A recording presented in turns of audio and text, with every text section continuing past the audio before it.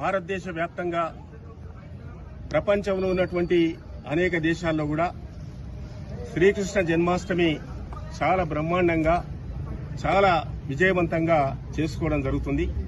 అందులో భాగంగా ఈరోజు అత్యంత ప్రతిష్టాత్మకమైనటువంటి ఉస్మానియా యూనివర్సిటీ ప్రాంగణంలో ఆర్ట్స్ కాలేజ్ ప్రాంగణంలో మా యాదవ నాయకులు యాదవ విద్యార్థి నాయకులు అందరూ కూడా కలిసికట్టుగా ఈ శ్రీకృష్ణ జన్మాష్టమిని అత్యంత ప్రతిష్టాత్మకంగా జరుపుకోవడం జరుగుతుంది. తెలంగాణ రాష్ట్రంలో మరి ఈ జయంతిని నేను అనుకుంటా ఇలా ఇంత ఉస్మానియా యూనివర్సిటీ పేరున్నటువంటి యూనివర్సిటీలో జరుపుకోవడం నిజంగా అదృష్టమని కూడా ఈ సందర్భంగా తెలియజేస్తా ఉన్నాను.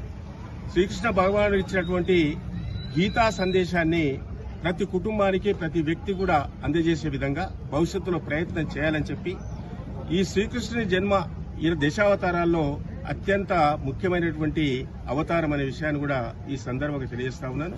ఆయన స్ఫూర్తిగా తీసుకొని అన్ని రంగాల్లో మరి ఒక యాదవులే కాదు ఇవాళ ఉన్నటువంటి సమాజంలో ఉన్నటువంటి అన్ని వర్గాలు అన్ని కులాలు అన్ని మతాలు కూడా, ఎందుకంటే భగవద్గీత సందేశం ఏ కులానికో ఏ మతానికో ఇచ్చినటువంటి సందేశం కాదు, అన్ని కులాలకు అన్ని మతాలకు ఇచ్చినటువంటి సందేశం.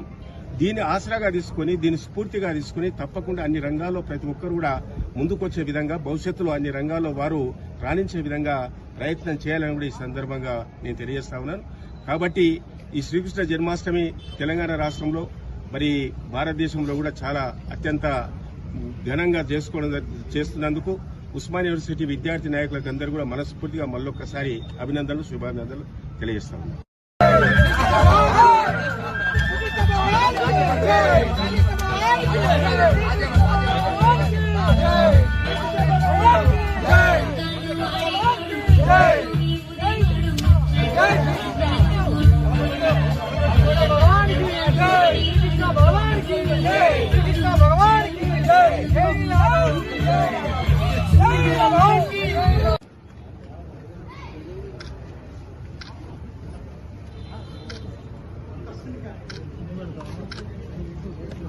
बोलो श्री कृष्ण भगवान की जय। बोलो श्री कृष्ण भगवान की जय। बोलो श्री कृष्ण भगवान की जय।